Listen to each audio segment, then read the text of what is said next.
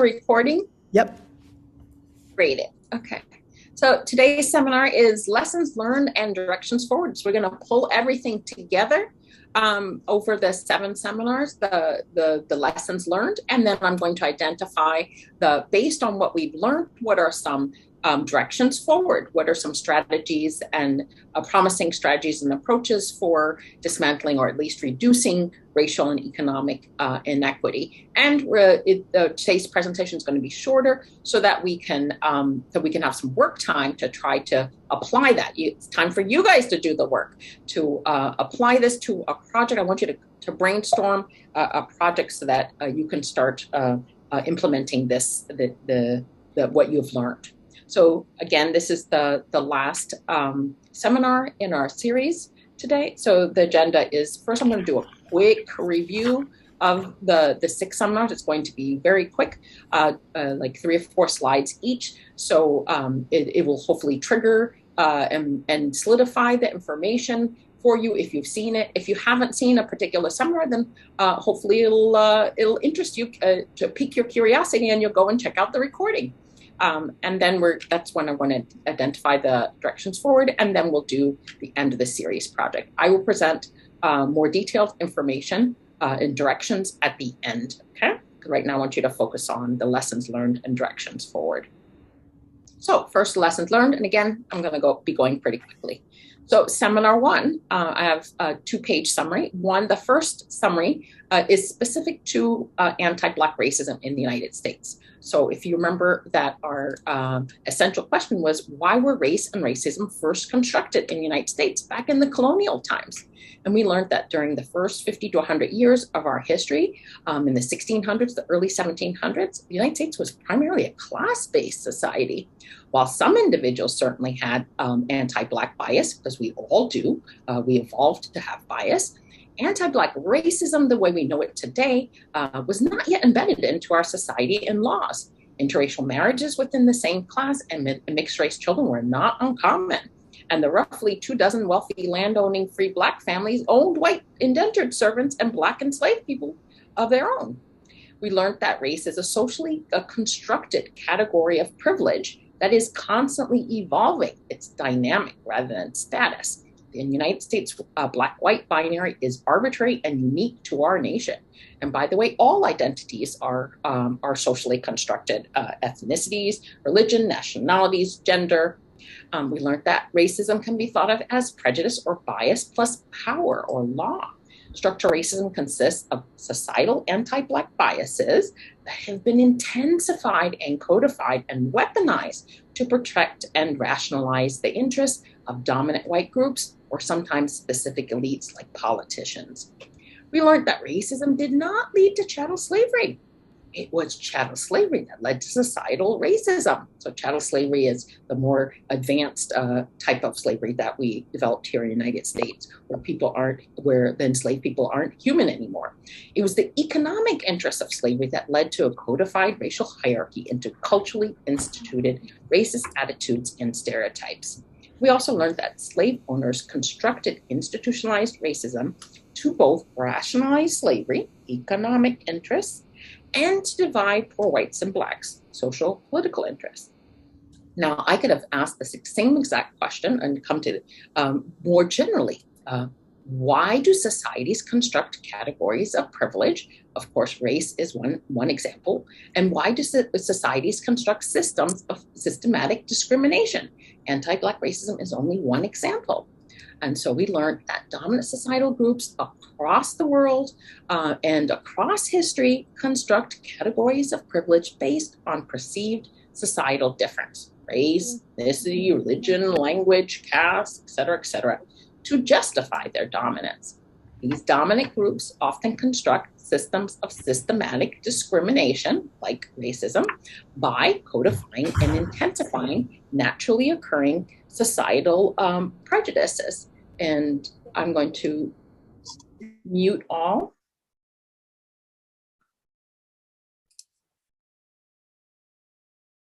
Okay. Can you still hear me? I just had to mute all. There was a lot of noise in the background. And they do so to protect economic interests, garner votes, and divide and conquer. Thus, it is often economic or political interests that are driving both social hierarchies and individual prejudice.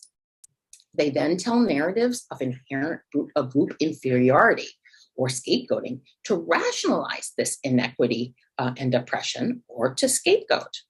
And the image that sort of summarizes all of this is of the tidal wave. So the individual waves on the bottom, that's bias or interpersonal racism.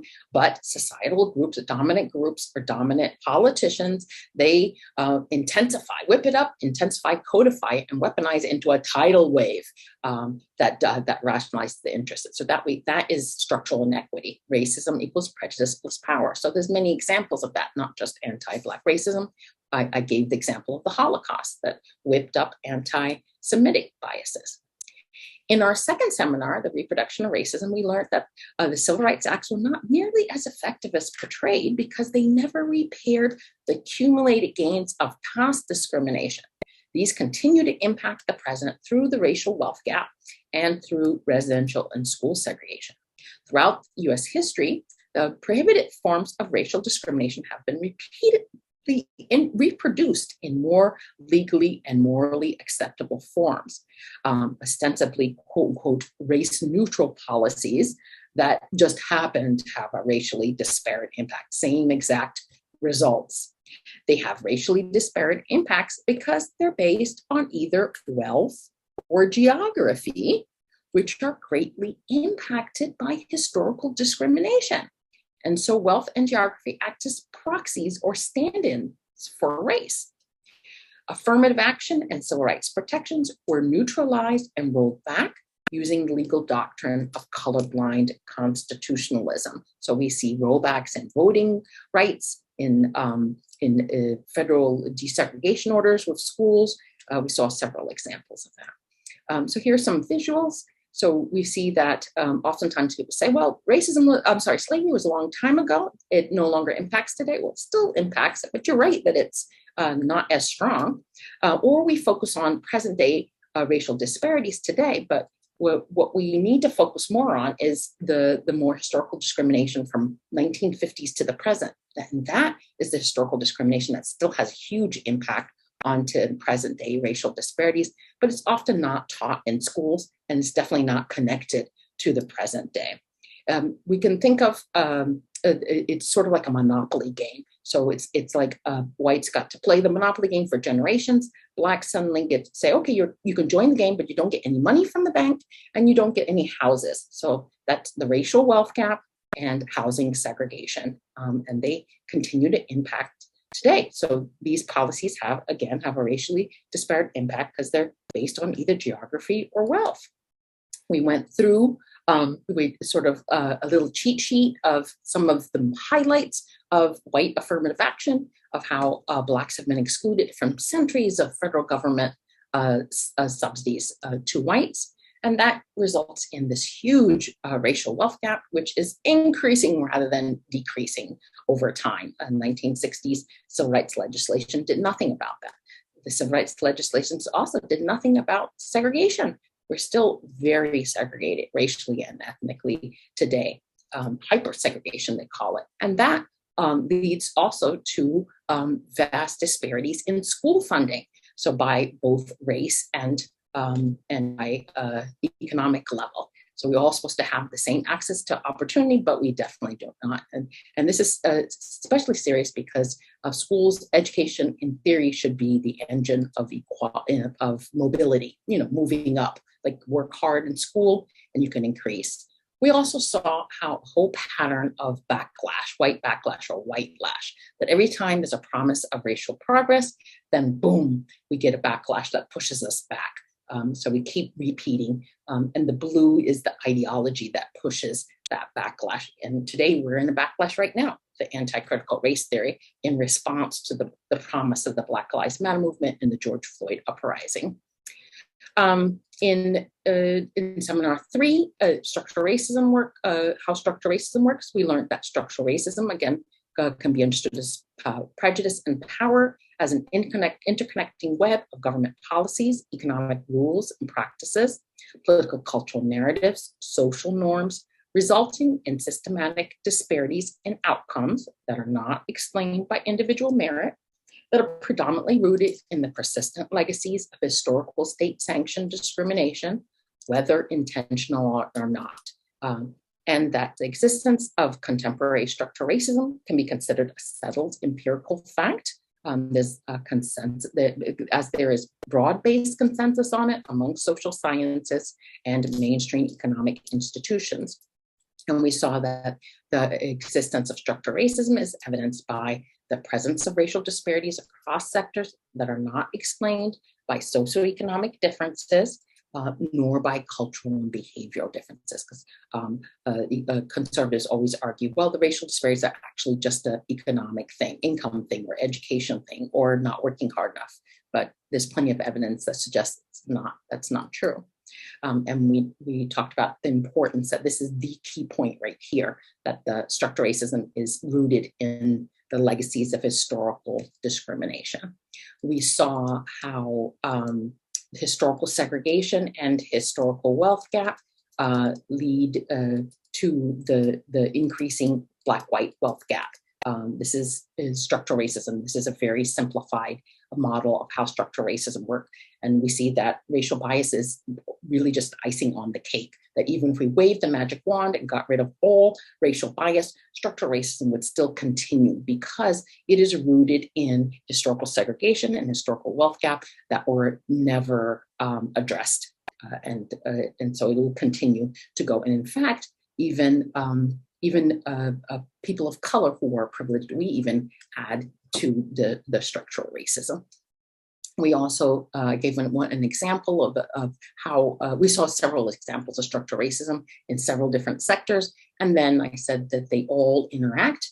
That's what we call systemic racism, because the structural racism in each of the different sectors, for example, education, housing, etc., they all interact together.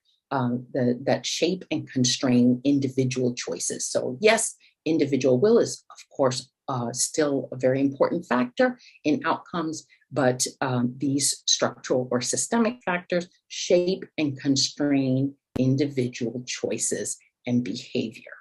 Okay.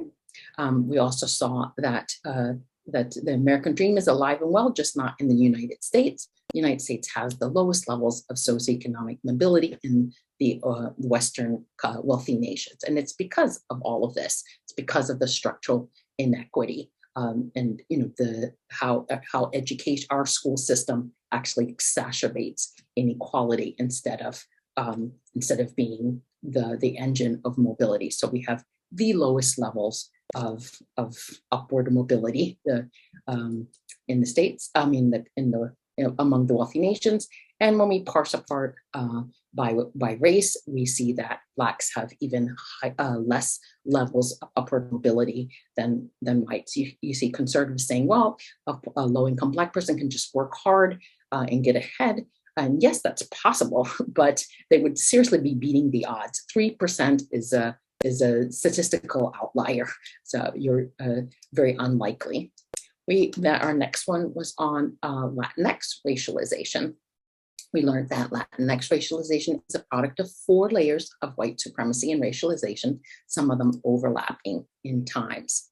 The first layer is during the Spanish colonial racial hierarchy, which is called La Casta de Sangre, included mixed race categories, in contrast to the United States, where we just had, you're either Black or white, and all mixed race Black people, you count as Black. That's called the 1-drop rule. But theirs had a lot of mixed race categories and was influenced by economic class. Sorry about that. And we also learned that the next layer would be post-independent Latin American countries. We learned that those that were majority white, that didn't need the support of mestizo to win independence, they established national ideologies of whiteness, or white supremacy, like in Argentina. These countries tend to have racial binaries today, or trinaries. Meanwhile, nations that were majority mestizo, like Mexico, where whites and mestizos fought for independence together, these countries constructed national ideologies of mestizaje, or in Brazil, racial democracy. These countries tend to have racial spectrums instead of racial binaries today. But note that the mestizaje ideology is still anti-Black and anti-Indigenous. We also learned that the third layer is American colonialism and its impact on Latin American countries. So on one part, the US provoked a war with Mexico, and we took 1/3 of its territory, Texas, and then California, Arizona, and New Mexico. We didn't cross the border crossed us. Americans tried to fit Mexicans into the existing racial hierarchy, which consisted of white, Black, and Native Americans. Legally, Mexicans were categorized as white, but in practice, they were seen as non-whites who were only slightly superior to Blacks and Native Americans. Meanwhile, US colonialization, invasions, and interventions in Latin America, which was an extension of manifest destiny, have created economic, political, and social disruptions that displace low-skilled peasants and workers in those countries, leading to migration to the United States. In other words, we are here because you were there. And last, we learned that Latino racialization is both in the United States, that's the fourth layer, is both assigned by white American society and negotiated and contested by individual Latinos. And it's a product of ethnic nationalism, alien citizens, colorism, the racialization of illegality, and the racialization of disadvantage and lower societal status. In the United States, we have supposedly civic citizenship. The citizenship is based on beliefs, but in actuality, oftentimes many people's minds, citizenship is ethnic white. A real American is white, and so therefore, even Latinos of many generations become seen as alien citizens. Colorism, of course, and then same thing, all Latinos are seen as illegal, and that becomes racialized in a way. That results in brown-skinned immigrants more likely to attend poorly funded schools, receive lower quality education, be undocumented, and hold low-skilled, low-prestige jobs, which leads to, and when whites see brown-skinned immigrants in these low-skilled jobs, that increases their stereotype and discrimination and racialization, because whites say, well, they must be in these low skilled jobs because they're not as smart. Then it's the same thing with Blacks. Our low skill, our low status because of racism gets blamed not on racism, but on our lack of ability. And then, of course, these experiences with prejudice and discrimination increase Latinx self-identification as Latino or Latinx or Brown or Afro-Latino. I'm going to not go over it, but this is basically saying the same thing in the model. And we saw that that all Latinos aren't racialized the same. There's sort of like 2 or 3 categories. So immigrants or and second and third generation Venezuelans and Argentines will most likely be white, or tend to have higher levels of education and have higher societal status, whereas a bit more the Caribbean and Central American countries, those with that heritage tend to have lower societal status. So in here we have sort of like a racial hierarchy in the United States. And so all Latinos aren't lumped in the same racial category. So on just above Blacks are Mexicans and Central Americans, Puerto Ricans and Dominicans. And then sort of buffer group would be Cubans. And then on a higher level would be South Americans, for example. This is just roughly, of course. Okay, and then we learned about Asian racialization. The roots of Asian racialization go back to yellow peril xenophobia against late 19th century Chinese immigrants, just like it was United States response to Mexicans that created the racial script for Latinos. In the same way, it was xenophobia against Chinese immigrants that created the racial script for how Americans would view all Asians. Xenophobia is a type of racism. The Asian racial script or template is based on the mid-19th century Chinese immigrant yellow peril racial script, that the Chinese or Asians were immoral, diseased, and part of a foreign invasion, and were fundamentally un-American. The Chinese, Asians were immigrants were encouraged and then not wanted. Marginal groups often attain honorary whiteness by engaging in or being used by anti-Black or brown racism. This reinforces white supremacy and pits groups of color against each other. For example, the Irish American became white by discriminating against Chinese. And later, Asians became honorary white, in part because conservatives used them, racial mascoting, to delegitimize claims of systemic racism against Blacks and systemic xenophobia against Mexicans and Central Americans. The status of Asians as honorary whites and model minorities is deceptive because there's many low-income Asian groups that definitely don't have that same success.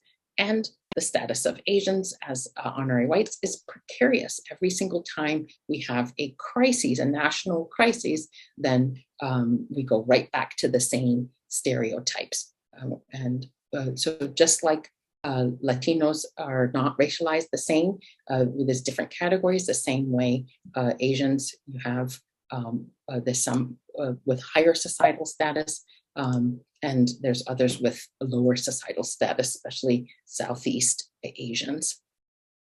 We saw, again, when there was during the World War II crises, then we went to Japanese American internship that went right back to the stereotype of Asians as a foreign invasion, as infiltration that would overrun and displace whites. During a second crisis was the decline of US car industry and jobs. This is when two white auto workers brutally murdered Chinese American Vincent Chin. And we went right back to that same xenophobic stereotype of the Chinese as greedy workers who unfairly undercut white workers' wages, steal American jobs, and take over the economy. And then, of course, during the COVID crisis, we see a surge in anti-Asian hate crimes because, again, we go right back to those Chinese xenophobic stereotypes about Chinese being unhygienic, disease-ridden, and vermin-eating, bats, rats, right? We go right back to those same stereotypes. The last seminar was conflict and cooperation across racial lines. When and why do racial groups conflict? We learned that throughout the United States, dominant elite white groups and politicians have pitted marginalized groups against each other for both economic and political gain. Dominant groups elevate the relative success of racial groups they deem model minorities to delegitimize claims of systemic racism, promote the idea of a colorblind meritocracy, and buffer themselves from the frustration of groups they label problem minorities. And some honorary white groups racially denigrate other non-white groups as part of their efforts to prove their whiteness, like the Irish, by demonstrating that they are the good minorities above the color line, while the others are the bad or problem minorities below the color line. Groups that are labeled the problem minorities then lash out against the model minorities. And so that the model minority groups get caught between the racism of whites and the racial resentment and scapegoating of other non-white groups. So you're sort of, they call it the stigma of unbelonging. And how do groups cooperate? We learned that humans evolved to cooperate with and be more understanding of in-group members and to compete with and assume the worst of out-group members. Our ethnocentric tendency to see the world in terms of us versus them is too strong to dismantle, but you can shift or manipulate it by getting the us and the them to see themselves as a united we with a shared superordinate nested identity. The central component of a shared identity is shared purpose. It can't just be a label identity, like we're all UC Merced. No, that doesn't cut it. You have to have shared interdependent purpose, either against a common enemy or challenge or for a common vision. And to avoid the pitfalls of a colorblind model, this interracial coalition or group has to accommodate subgroup differences and identity, power, history, and lived experience. Research suggests that a successful interracial cooperation is more likely when the group sets non-racial goals, cooperates as equals in cross-cutting roles, and learns about each other's histories, because you can't accommodate subgroup differences until you understand each other's histories. So there we have the bias, right? Bias is a result of that us versus them ethnocentrism, right? So it's evolved a long time ago, but you can shift it or by creating a shared identity or shared purpose to unite them all. But that, of course, is a colorblind model, and we all know I've showed you the research of how colorblind model tends to subordinate the needs of less powerful subgroups and actually increases bias. So you address that by having what the scientists call dual categorizations. Like, you can think of it as nested identities, or you can think of it as a coalition. So it's a shared we identity with interdependent purpose that is conscious of subgroup differences in power, history, and lived experiences. And you don't actually have to physically be in affinity groups. It's the idea that every time you're considering history, you're considering policy, you're considering practices, you understand that different groups are going to experience it differently and have different needs. I call this an equity conscious we identity. Okay, we have finished our review. So we're going to take a 2-minute break, and my son has my phone, so somebody is going to have to time for me. Okay, I'll stop the recording. Now we're going to, based on that, I'm going to identify the directions forward. Okay, the strategies and approaches I think will help. So here's I'm going to do an overview first, and then I'll go into each one. So one solution is to increase knowledge of historical and structural racism or structural inequity, rather than on individual bias. We focus a lot on bias, and we need to shift that the prioritization or the emphasis. And we need to use data when we do that, and not just narrative. It's very hard for people's minds to grasp, to comprehend the levels, the magnitudes of these types of inequities. So you absolutely have to use data, like I have to get it. And we need to focus on local historical and structural inequity that directly implicates participants' lives. Oftentimes we talk about inequities that are in faraway places, and it's so easy to intellectualize that and think about, oh, those bad people over there. So it's very important when you're teaching about the historical and structural racism, again, to use data and to try as much as possible to apply it to the local community. Another strategy is to promote pro-equity policies that are consistent with current political cultural values and that address root causes. So one way to do that is we're going to learn is to emphasize place rather than race. That does both of those things. As you know, a lot of conservatives don't like to have affirmative action by race. So that's fine. So to be consistent with that, we'll do it by place, not by race, because there's no political cultural opposition to focusing on place, only by race. So that way we can be consistent with conservative political cultural values. And also, by the way, it's actually better because that addresses the root causes. Because one thing we've learned during these presentations is that inequity is very place-based, right? We talked about the geography of opportunity, et cetera. And also to focus more on equal access to opportunity than in equal outcomes. And we're going to see it's the same thing. On one hand, it's instead of butting heads against the conservative opposition to equal outcomes like affirmative action, fine. That's not a problem. Let's focus on access to opportunity, because conservatives love to talk about how we all have equal access to opportunity. And at the same time, it also is that's actually better. That's actually more efficient because it addresses the root causes of the problem rather than the symptoms. Another strategy is to promote policies that limit the negative impact of ethnocentric bias and harness its power for good. We've learned that bias workshops do not work. However, we've learned that we can work around it. There's workarounds. For example, in the workplace, we can use behavioral design to limit the negative impacts of ethnocentric bias. I'm going to teach you about that. And we've also learned that another way to get around that is to shift privileged individuals' conception of us versus them to include non-privileged groups, and also between different non-white groups as well, right? So this harnesses the power of ethnocentric bias because you can't get rid of it. And also the last strategy I have is we really need to send our children to integrated schools. Well, let me be more specific. White parents need to send their kids to integrated schools, and all of us need to advocate for policies that increase K through 12 integration, okay? So this is my outline. So let's go through. First, we're gonna look at increasing knowledge of historical and structural racism. So implicit bias training is ineffective. This is from a 2021 peer-reviewed journal article. By some estimates, companies spend $8 billion on diversity training, often focusing on unconscious or implicit bias.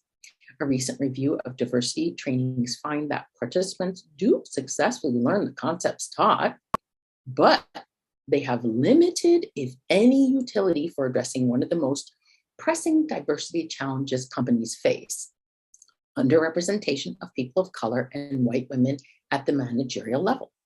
In other words, implicit bias training can increase knowledge about implicit bias, but does not seem to reliably reduce implicit bias itself. The challenges to diversity, equity, inclusion are not simply perpetrated by individuals. Inequalities are deeply embedded in the structures of organizations and society.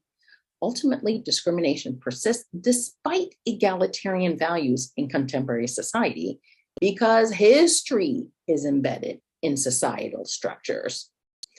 Given this, structural interventions such as examining and changing institutional policies and practices that inadvertently undermine diversity, equity, and inclusion may be required to comprehensively address diversity challenges in ways that focusing only on individual attitudes and biases cannot. Training one person to think more positively about minorities cannot transform an organization if there are institutional policies that produce disparate outcomes. This has been the same thing I've been saying, right? And the social scientists often also talk about the Marley hypothesis. This comes from the song, The Buffalo Soldier. If you know your history, then you'll know where you're coming from, and you wouldn't have to ask me, who the heck do I think I come? So they say that, they argue that people from dominant racial groups, basically whites, perceive less racism in mainstream society than do people from non-white racial groups, in part because they tend to be insufficiently familiar with the extent of the United States history of racism and its enduring impacts on the present. So there's tons of peer-reviewed journal articles that say the main thing we have to do to fight racism, or at least the first thing, is to teach white people about historical and structural racism, because it's not taught in schools. But it's not just whites that need to be taught about historical and structural racism. All those of us non-white groups, we have different historical and structural challenges, right? And we have different histories. We need to learn about each other's histories in order so that we can collaborate and cooperate. So, so this is just an example about Blacks and Latinos, but of course it applies to other between non-white groups. So again, another article. While there is a clear need for political organizing and conscious raising at the grassroots level, there's an equally important need for rigorous ethnic studies focusing on Black and Latino histories and racial dynamics. One example is the Southern California Library for Social Studies and Research in South Los Angeles. The library has brought together local brown and Black youth to research their neighborhood's history. Notice they're not just learning about they're learning about their own history, They're learning about the other group's history and notice it's local, right? Remember I told you about that? And link them to larger racial, economic, and cultural patterns. By knowing each other's history, African Americans and Latinos will be slower to minimize the significance of discrimination because of a better grasp of how past and current institutional practices operate to subordinate people of color.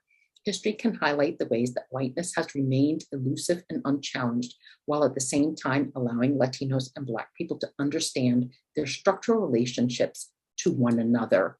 Obviously, a critical popular education will not automatically translate into solidarity, yet we suggest that it is extremely hard to get there without a historical context. And of course, this also applies with Asians and Native Americans, right? Okay, so that's that first one. Now let's look about this second one. And I'm just gonna pause for 15 seconds, okay?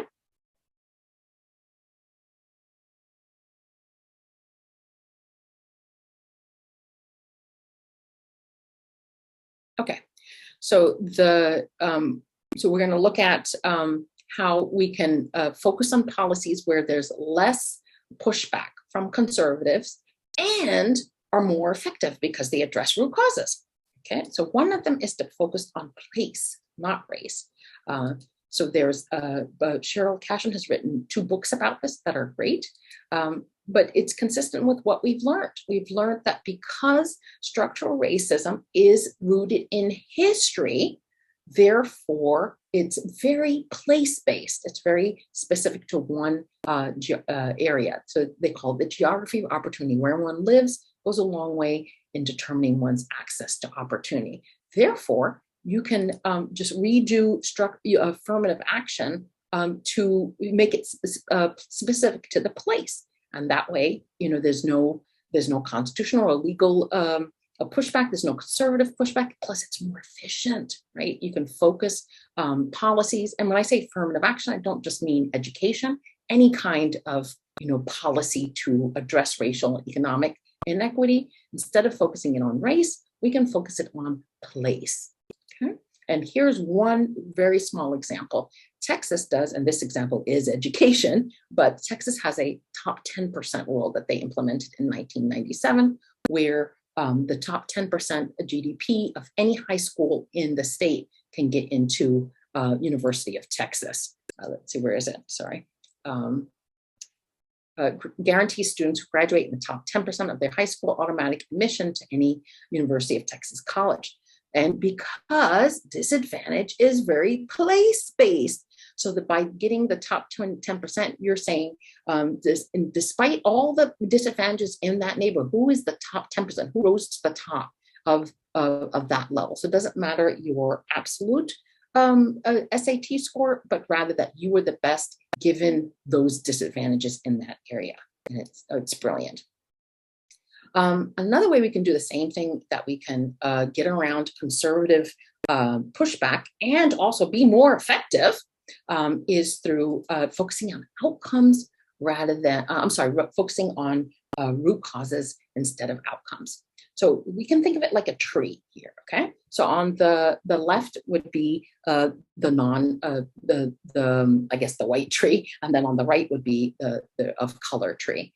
So we often, as progressives, and I'm having trouble with my clicking, then we look at, well, this tree has, lots of great outcomes, college attainment, high test scores, great health, great home ownership, high levels of home ownership, high levels of employment and hiring and leadership, high income, low arrest, incarceration rates. And this tree, let's say it's African-American or Latinos, low-income Blacks and Latinos, then the branches are a lot smaller, a lot weaker. We have this very big, huge racial disparities in outcomes, right?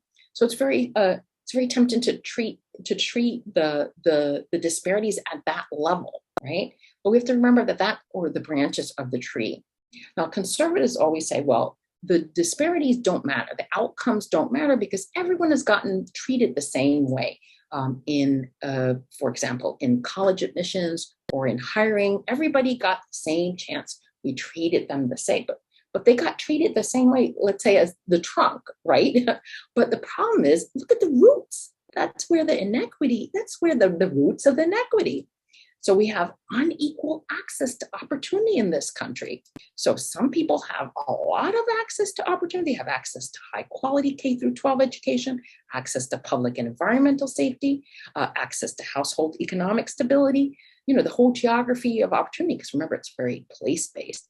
They have access to conventional credit. They have access to informal job networks. Everybody knows you get jobs by who you know.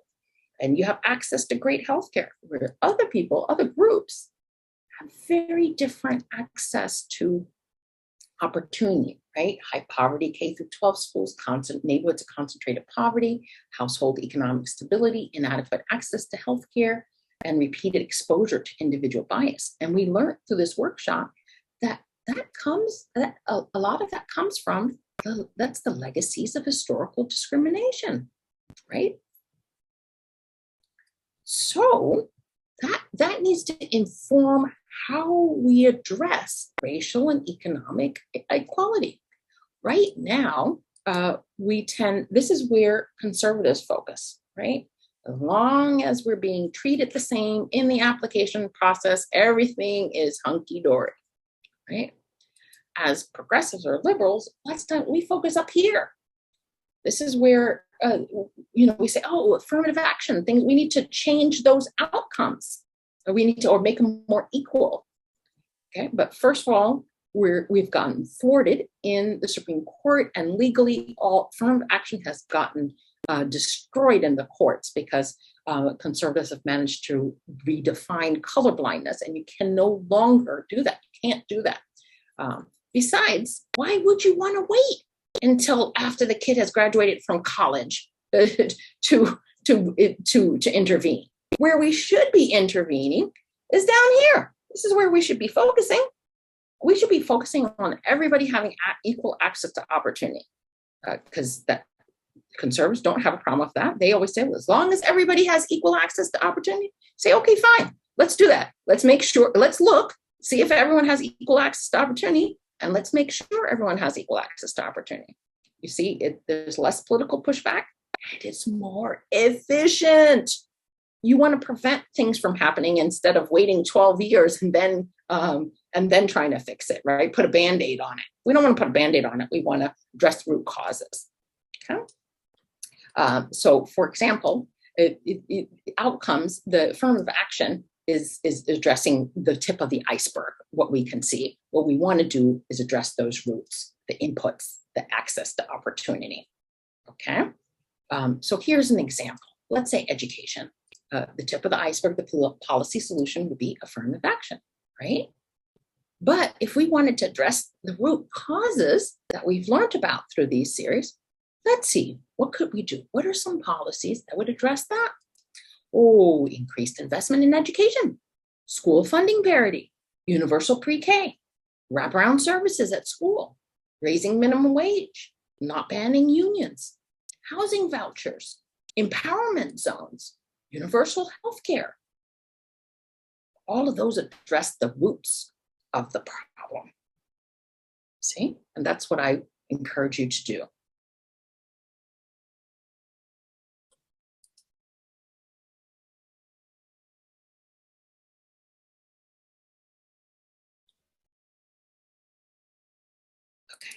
Okay, these two policies have to do with limiting the negative impact of ethnocentric bias and harnessing it for its good. Because as we've learned, can't get rid of bias, but you can harness it for good.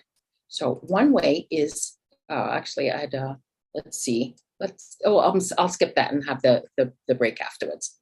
So one way is to use behavioral design to limit the negative impact of ethnocentric bias in the workplace. This one applies to workplace. Okay. So a study of 829 mid-sized and large US firms found that mandatory diversity training is the most expensive and least effective diversity program.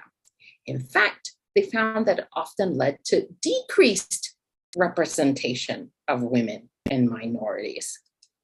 So here is the percent change over 5 years in representation among managers averaged over these 829 firms, you can see that the representation of women and women of color went down for as a result of mandatory diversity training, job tests, and grievance systems.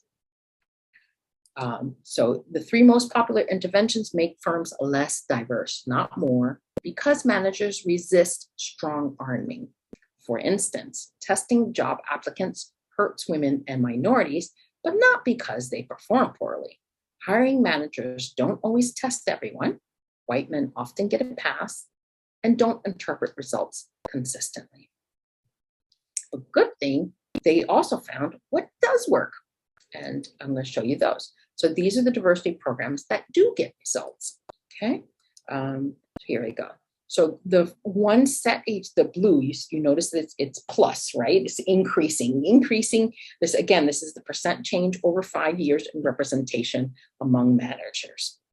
And so let's start with this one, self-managed teams and cross-training.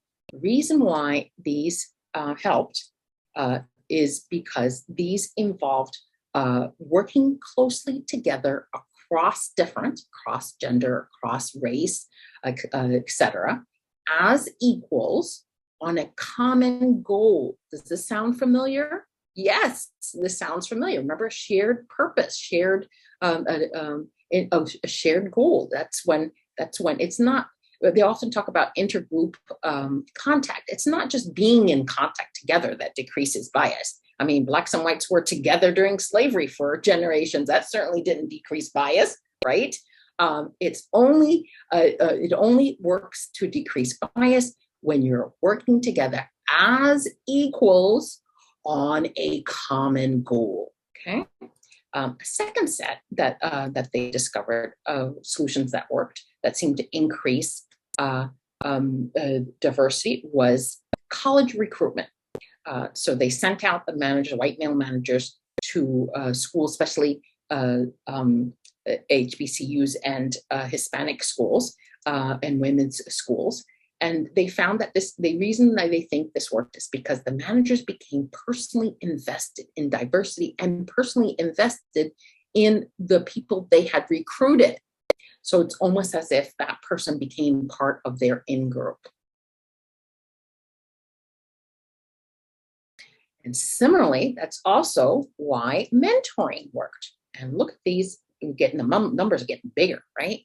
So by mentoring, they meant mentoring of, it's usually white men, older white men who were in the management positions when they mentored younger people who were women or of color. And so they said that, in fact, sometimes the mentoring program was they specified this is for women or people of color, but lots of times they just said this is going to be a mentoring program. And they found that women and people of color are more likely to sign up for a mentor program to be mentees. And the way this works is, again, you're harnessing the power of in-group bias, because then that woman or that person of color becomes the bosses, that person in a high up position. It becomes their family, their in-group, right? And they will fight tooth and nail for their mentee, right? It's that same, it's harnessing that power of the in-group. And it's also harnessing the power of the old boys network.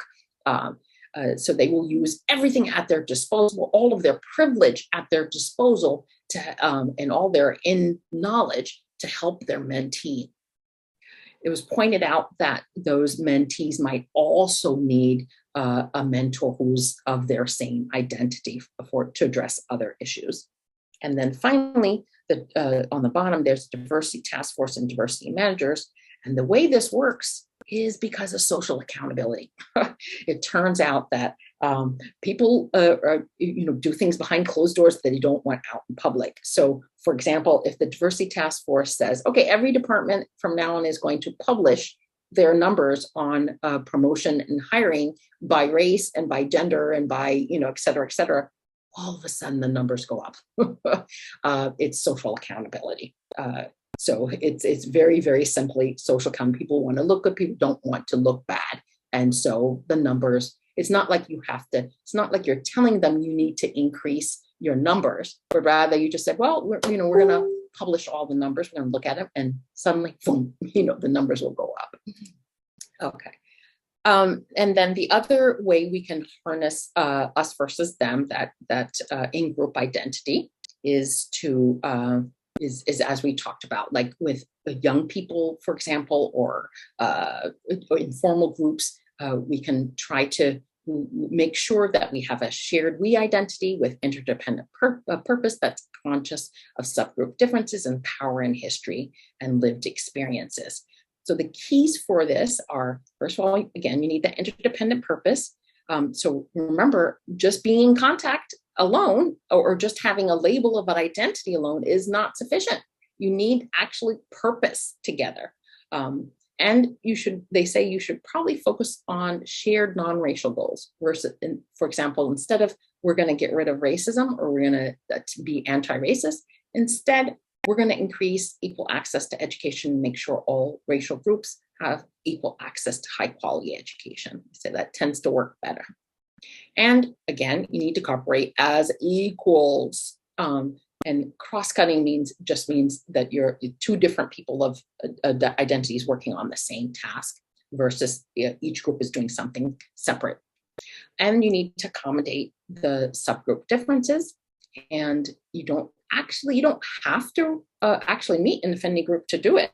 But it does require learning about each other's histories. Keep coming back to that point, right?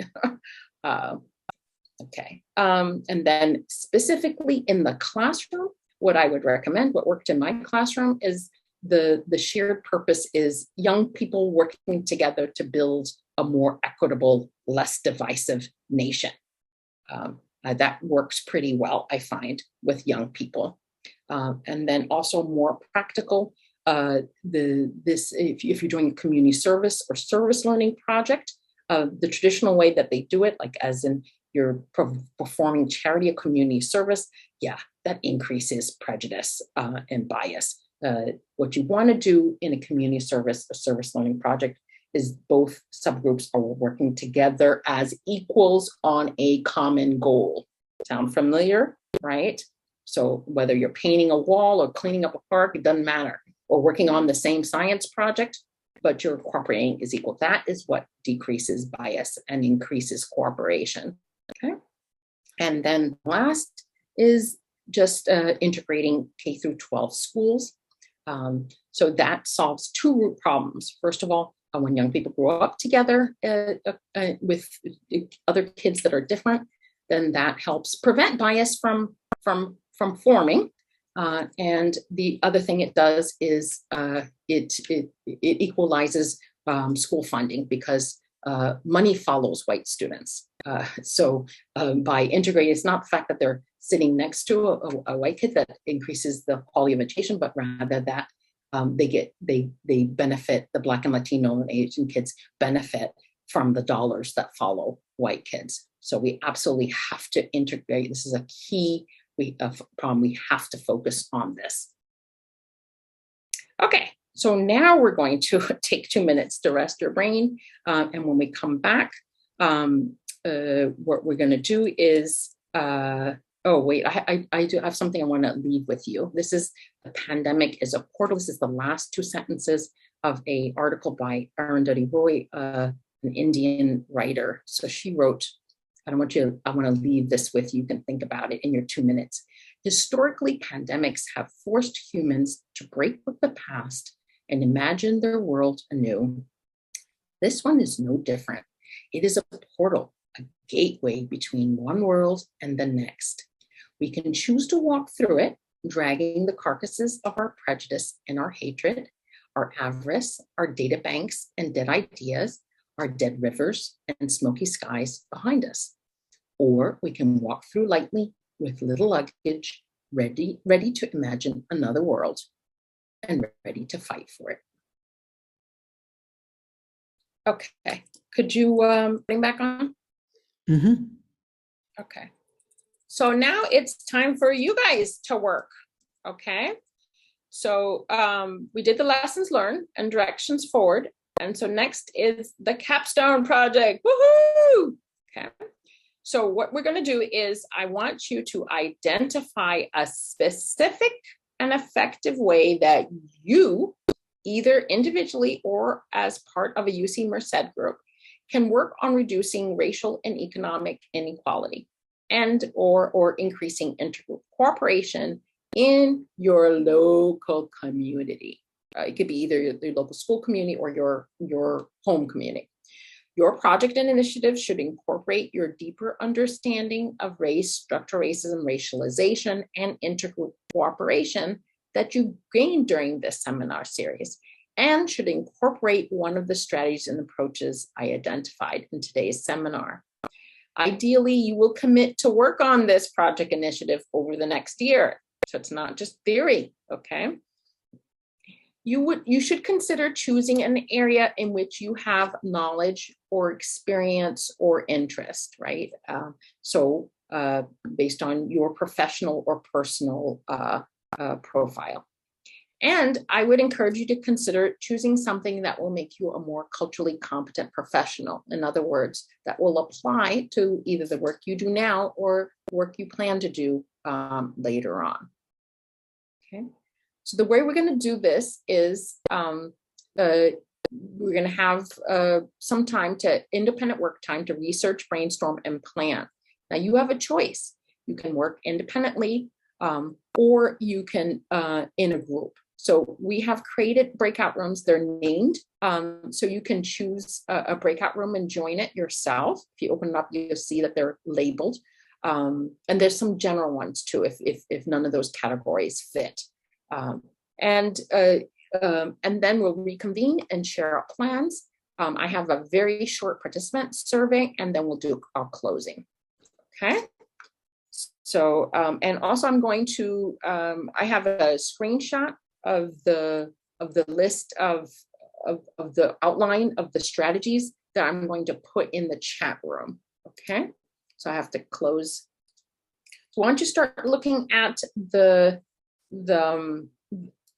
breakout rooms and see if you're considering that, if any of those interest you.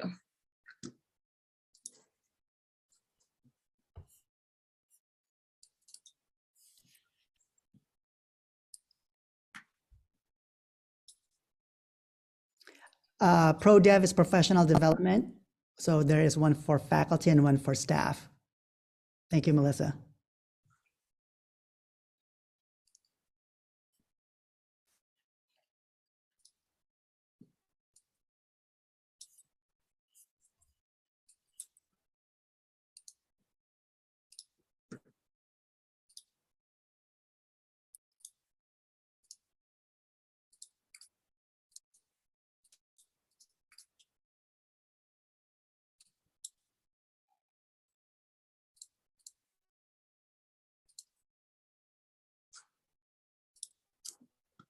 It does not look like it. It's not allowing me to put a screenshot in the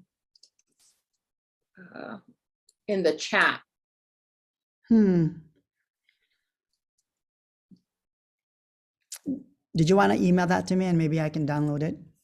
Okay, great. And then send it to everybody? Yeah. Okay.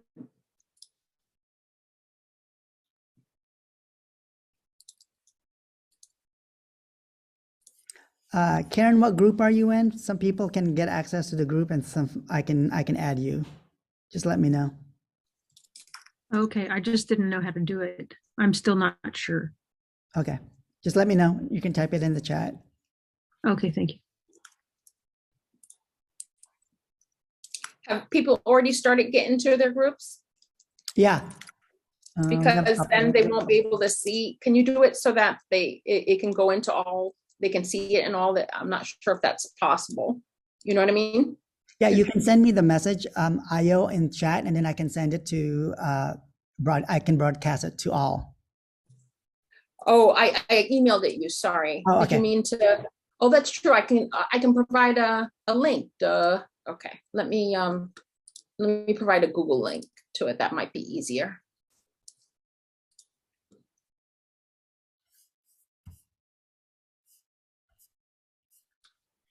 People go. Why didn't I think of that?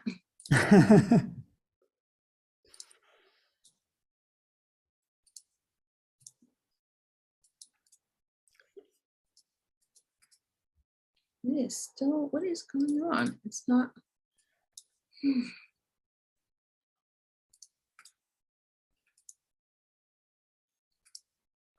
Why isn't it allowing me to copy paste? On the link? Yeah, I'm gonna have to, something's going on. I can't,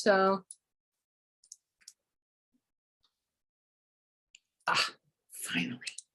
There we go. Okay. Awesome. Could you send that to everybody? Will do. And put on their screenshot of all the strategies.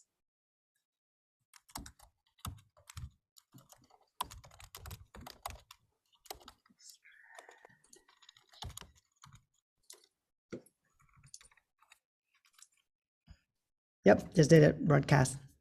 Thank you. Mhm.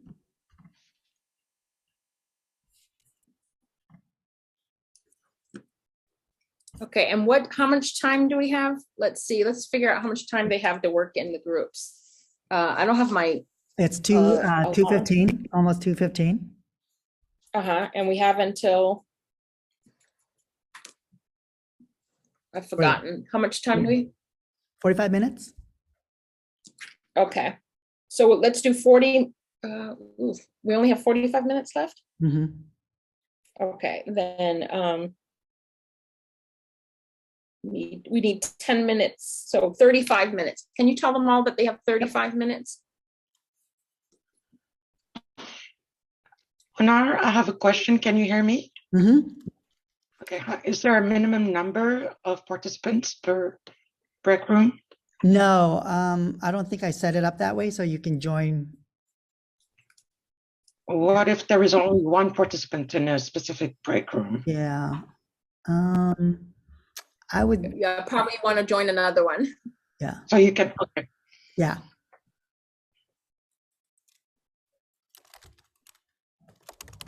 Either, yeah, for independent or group.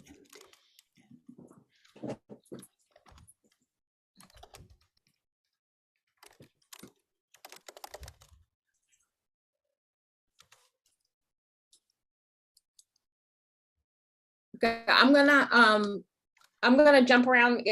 Will I be able to do that? Can I jump from group to group? Yeah, let me know, and if you can, Io, I can assign you to, which one do you want to go to first? Yeah, just put me into one of them, whatever. So let's have you to policies. Okay, thank you.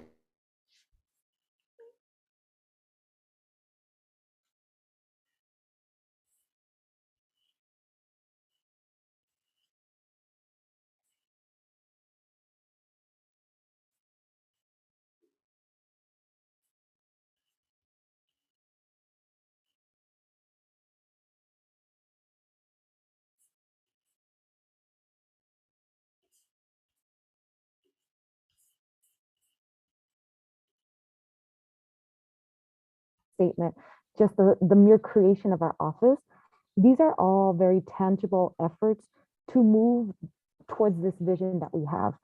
But I also noticed that to talk about serving communities and social identities and lived experiences that have been historically excluded from higher ed, we have to understand the history of that.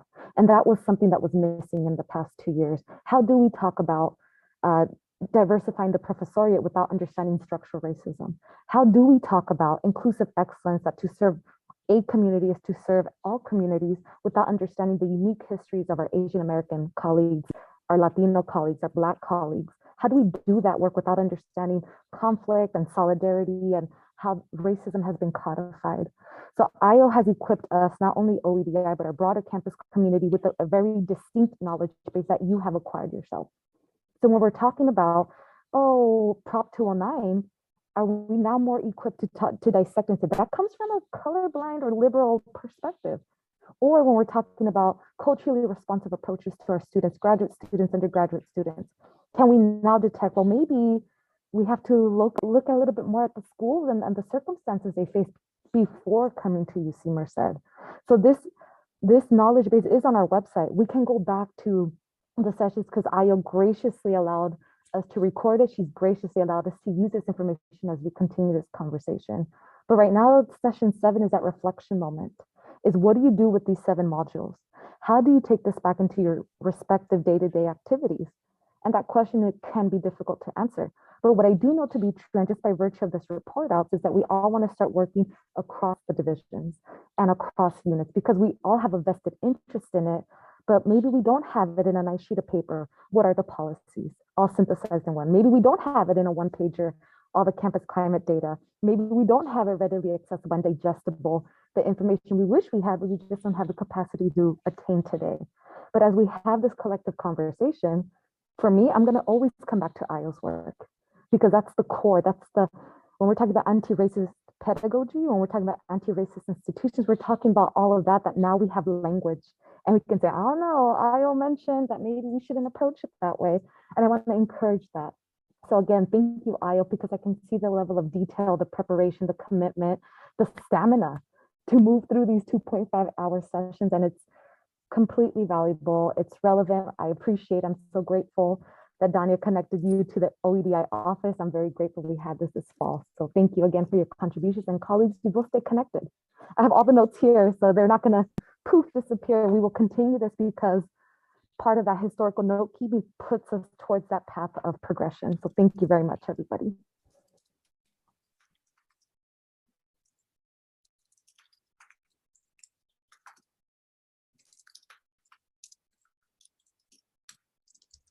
Great. Thank you, everyone. And thank you again for the folks who are putting stuff in the chat. Ayo, I don't know if you're reading that, so. Yeah, I'm reading it. Thank you. Yeah, please do. Oh. Thank you, Ayo, Onar, and Cynthia. And nice to meet some of you for the first time. Bye. Thank you, Fatima. Bye. Bye, everybody. Thank you. Okay. Bye all. Yeah. Thanks, Naoko. Thanks, Karen. I'll be in touch. Thanks, Wendy. Bye, Danielle.